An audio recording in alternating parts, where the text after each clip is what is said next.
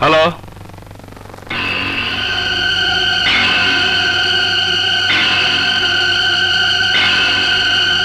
হ্যাঁ আচ্ছা ঠিক আছে আমি এখানে আসছি।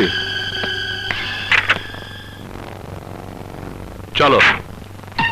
পলাশ ভাই, রবি আসবে তো? আরে না এসে কি ওর উপায় আছে? এখনো তো আসছে না। এমন অ্যাক্সিডেন্ট খবর শোনার পর কোনো দায়িত্বশীল পুলিশ অফিসার না এসে পারে? তাছাড়া রবি আমার বন্ধু। Thank you. নদী, রবি মনে এসে গেছে। রবি শুয়ে পড়। আচ্ছা ঘুমিয়ে পড়ো, পান কর।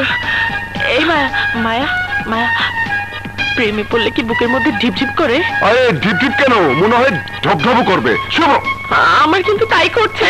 শুয়ে পড়। ওই বুকের আওয়াজটাই তো রবিকে শোনাবি। শুয়ে পড়। শোন, পলাশ কে অ্যাক্সিডেন্ট করেছে? আয় দোস্ত, আয় দেখ ভালো করে দেখ। আরে এ মেয়ে তো, আরে হ্যাঁ নদী, তো চিনবার কথা। কোন এক ছেলেকে সে ভালোবাসে, ছেলেটা ওকে পাত্তাই দিতে চায় না, একদম পাত্তা দেয় না। মনের দুঃখে আত্মহত্যা করার জন্য ট্রাকের নিচে ঝাঁপিয়ে পড়েছিল। হ্যাঁ ঝাঁপিয়ে পড়েছিল। কি বলছো? ট্রাকের নিচে ঝাঁপিয়ে পড়লো? হ্যাঁ, জীবনে আসে ক্ষীণ। দেখ মেয়েটাকে বাঁচাতে পারিস কিনা। দেখুন তো আমার বান্ধবী। ওহো মায়া, আমাদের মার্কেটিং এর সময় হয়ে গেছে। পলাশ, হ্যাঁ পলাশ।